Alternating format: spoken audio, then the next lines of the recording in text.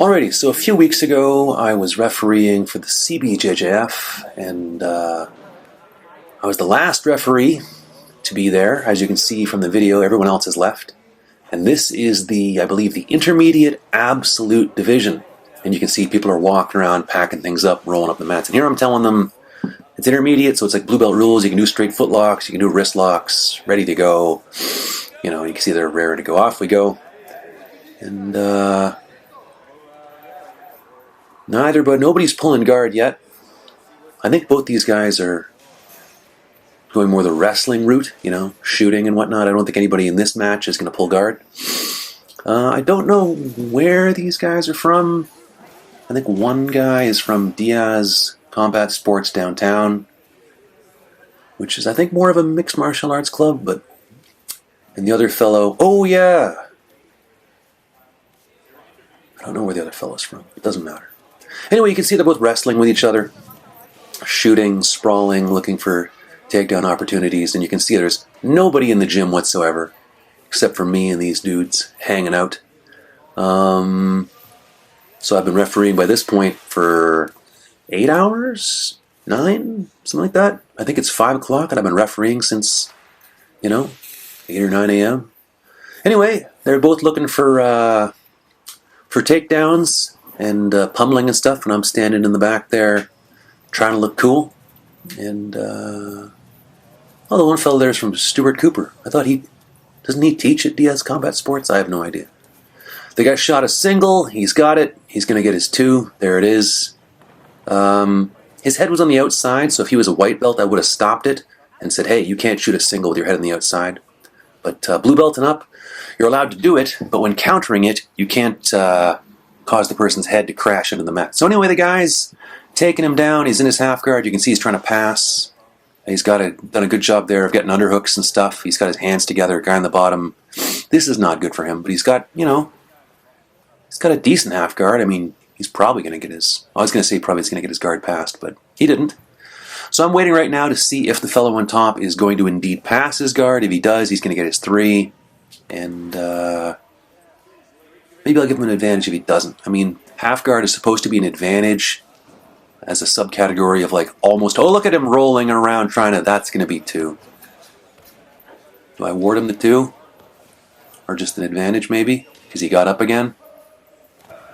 Oh, look at that. What do I do with that? You can see I'm perplexed as a referee because the guy rolled, he went from top to bottom, which would be 2, but then the guy scrambled away, got on top again, and ended up past his guard. And you can see I'm perplexed. I don't know what the hell to do with that. I'm looking at the scoreboard. You can see I'm kind of, sickened by it all because it was kind of a silly move or whatever. And bear in mind, I've been refereeing all day. This is like my 8th or 9th hour. That's knee on belly. See, I was going to give him an advantage for the knee on belly. I don't know what the hell that is. Now he's... Yeah, I guess he chokes him there. So, probably I should have given the guy in the Diaz Combat Sports thing there some points for passing guard. I don't know. He won. Congratulations. That was a crazy move. If you're in someone's half guard, don't roll from top to bottom. The other guy's going to get points for sweeping you. You know what I mean? Luckily, the dude sunk a choke, so, it's all's well that ends well, or whatever the expression is. Now we're moving on to the next match in the Blue Belt Absolute Division, and you can see I'm telling them there what's cool and what's not cool. Bit of a weight difference here, as you can see. Larger fellow versus smaller fellow. And I think the larger fellow, I think trains at on guard. The smaller fellow, I'm not sure. And we'll see how it all works out, Oh, look at that. That's a nice takedown. There you go. 2 points for the smaller fellow, landing on top of the bigger fellow. You would think that this would put the bigger fellow in trouble because, his advantage, that being weight, has been now taken away from him because, gravity only works in a downward direction. So the little fellow, or littler fellow, whatever, he did a good job of scoring that takedown. So he's up by 2. And now the bigger fellow, he's got, there you go. They're back up again, and the smaller fellow is up by 2. The bigger fellow, oh, look at that. The bigger fellow pulls guard. You know, I generally say when you're a larger individual, you shouldn't be pulling guard, because when you're a larger fellow, your power, your advantage is the weight, you know? And when you pull guard like that, your weight is suddenly beneath the guy. You know what I mean? And the guy on top, being smaller, his advantage is mobility.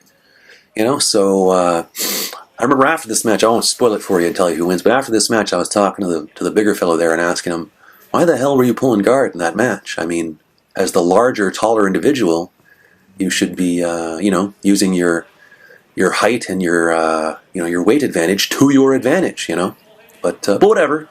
I guess this is what he's worked on, and he hasn't worked on it. I believe afterwards he told me he hadn't been working on his wrestling, so, you know, you dance with the girl you brought to the dance, you know. If you've been working on your guard, I guess that's what you do, regardless of who you're fighting, you know. But, there you go. The larger fellow is looking for a sweep there, but the little fellow's up. He's taking his back now. Do I give him an advantage or anything for that? I don't know. Like I said, by this point I've been refereeing all day, so really it's a wonder I haven't, you know, gone insane. It's like playing Where's Waldo or a Magic Eye puzzle. After a few hours, your mind's just starts to turn into pudding, so to speak. Anyway, the smaller fellow still up by a couple points. The bigger guy hasn't been able to sweep him yet, you know. I don't really recall if he pulls it off. I'm wiping my nose, you know, because why not? Better that than letting my nose leak all over my fine shirt, my fine borrowed shirt, you know. And you can see the various coaches and competitors and whatnot are standing there on the gymnasium floor, right on the side of the mat. Conveniently, they're not screaming at me or the competitors. It's, you know, it's late in the day. Everybody's feeling pretty mellow, you know. It's funny how at a jiu-jitsu tournament, people at, like, you know, 8, 9 a.m., they're all keyed up and flipping out. But then by this time, it's gotten kind of chill. You know, it's got the feel of a late-night Christmas party or something, which is effectively what this was, actually, because this was happening just before Christmas, you know. So anyway, the smaller fellow, he had that nice clean takedown. He got his 2. The bigger fellow, I think, tried to sweep him, then stood up, and then pulled guard again.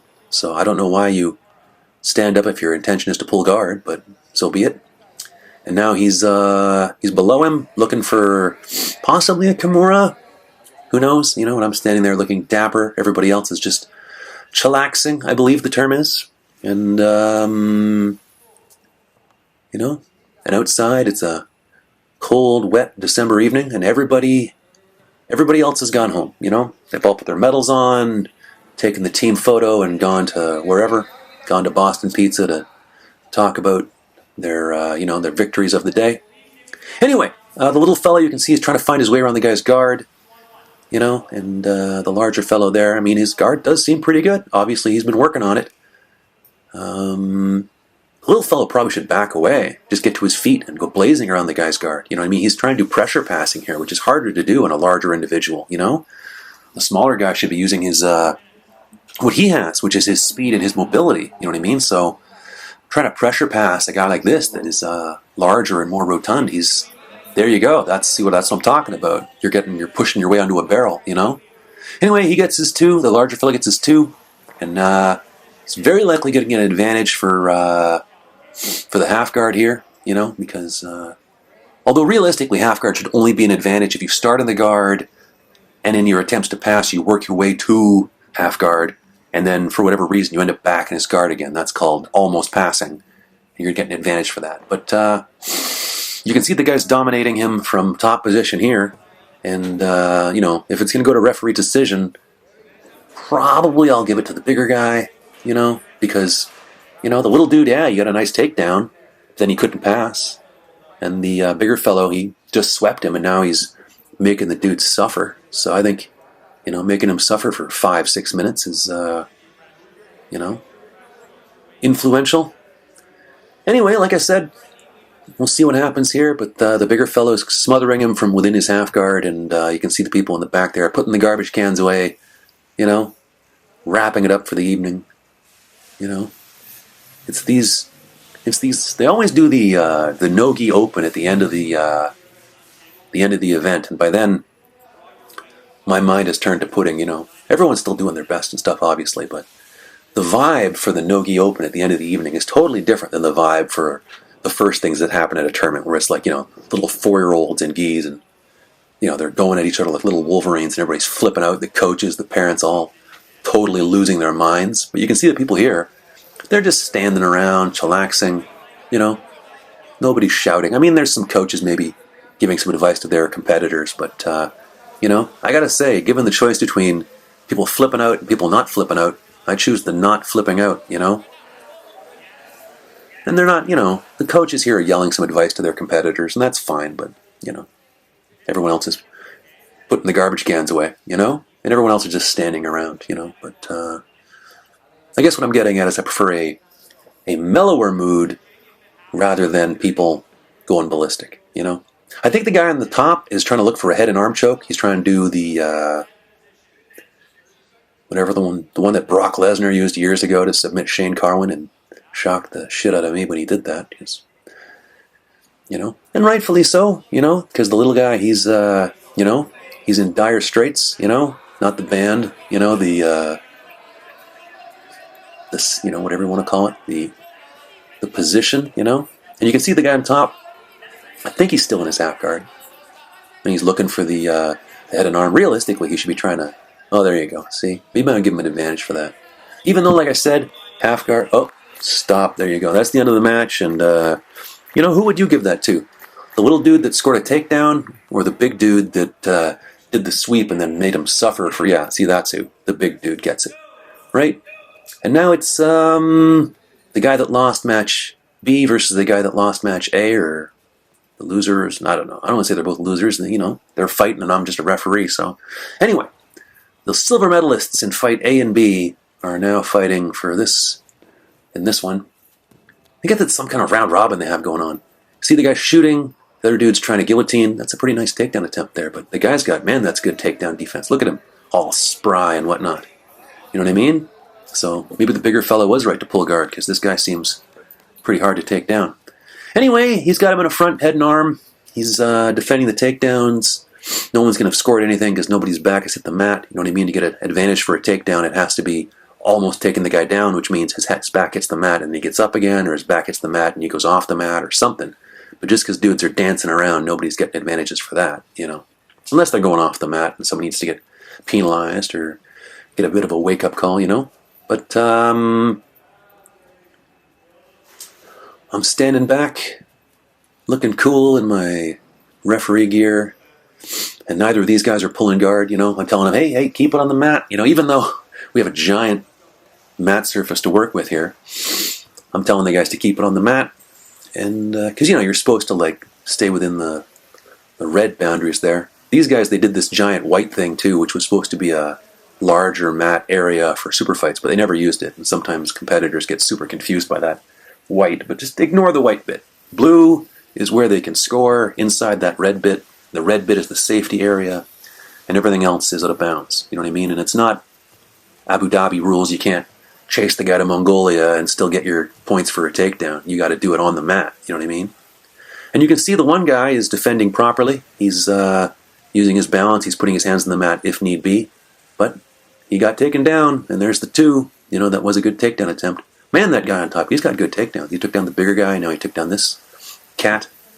And now he's going to work his way, he's trying to work his way over the guy's legs into mount, but he's still caught in the guy's half guard there, What do you call it when a person's half in your half guard, Half of half is quarter, is it not? Sometimes I call it the 1/8 guard if they still just have the foot, because then he's like, I don't know, whatever, fractions. What are you going to do?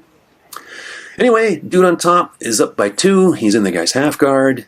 And we'll see what happens. The guy in the bottom, once again, looking for his way out of there, And the guy that beat him is sitting right back there. And once again, I don't know why he did that silly roll. I mean, he ended up submitting him, so, good job there. But if you're going to do his half guard and you roll from top to bottom, the other guy's going to get his 2 for, for a sweep. Even if he's not attempting to sweep. If you're on top in his half guard and you roll top to bottom, you just basically forced a sweep on yourself, kind of, so that's why I was looking so perplexed in that earlier match. Probably I should have given the guy the 2 for that, and then maybe the 3 for passing, but like I said, it's late in the day, we're all just doing our best, what the hell. And you can see people are moseying around, waiting for all this stuff to wrap up, you know. The guy on top looks like he's looking for, I don't know what he's doing there, actually. He's pinning his wrist, you know. Is he looking for an Americana? Not easy to do in a no-gi intermediate division. You know, I was refereeing this other match earlier, and this coach said to me that Americana, I said, you know, it's one of the, because we were kids and stuff, and I was telling the kids you can do straight arm lock, this one, that one, Americana, Kimura. And he's like, oh, no, you can't submit anybody with Americana. And I'm like, you know, kids can, because, you know, kids are tiny people, you know. But anyway, the point he was making is that for adults and higher belts and stuff, you don't really see Americana all that often, you know what I mean? Or, you know, whatever you want to call it, you know. There's a bunch of names for it. When I first learned Americana, they called it a paintbrush, because, like, when you put the guy's back of the hand on the concrete, it leaves like a trail of bloody red, and it's like a paintbrush, you know. So I heard another guy refer to it as the bitch lock, because if you get caught in it, that makes you a bitch, which is, you know, probably not the coolest thing to say, but whatever. He was an older Brazilian guy, so I don't think he was caught up on being, whatever you want to call it, you know, woke. I don't think there's too many 50-year-old Brazilians out there that are terribly woke. Anyway, he called it the bitch lock. You know, some people call it the Americana. I think in judo it's called the ude garame. I think Americana and Kimura are both ude garame in judo. Anyway, enough of my chattering. The guy on top is, I was going to say he's still trying to pass, but I'm not sure if he is, actually. And it was exactly this kind of passing or this kind of stuff that got him swept by the bigger guy, you know? Anyway, the guy on the bottom is making his way to the half guard, getting back to his feet, and here they are again, back in the standing position.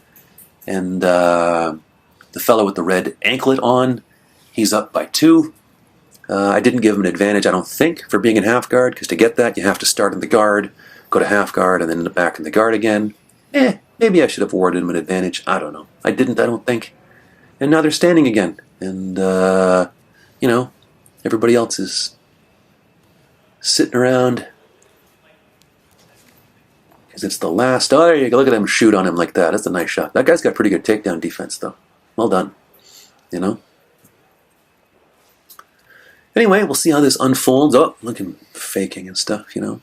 It's funny how no-gi can sometimes be so different than gi. You know, I mean, yeah, it's the same business. You're trying to submit the dude and whatnot, but there's a real big difference between wearing a kimono and not in terms of what is effective and therefore your strategy.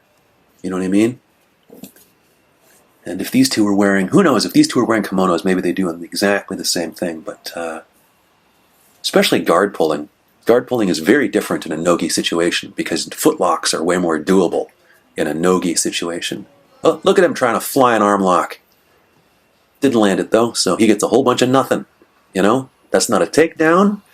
I'm sure some referees or some coaches would think that's 2, but, you know, if dude A jumps for a flying armbar and he doesn't get it, that's not a takedown. That's a failed flying armbar, which is not worth anything. You know what I mean? But a noble attempt, but not worth anything. So he's still, the fellow on the bottom, still down by 2 because the fellow in the red anklet, he scored his 2 earlier in the match with that takedown that he did, you know? And, you know, I'm observing, of course, as referees should, and the match is over. And I'm telling him to stand up, because, you know, there's a pizza somewhere with my name on it. Face that way, we raise the arm of the fellow that scored the 2 for that takedown earlier in the match. Well done, gentlemen. Anyway, after that, my camera died, so I had no further... I refereed a few more matches, but I didn't capture them, so... There you go. Anyway, see you around.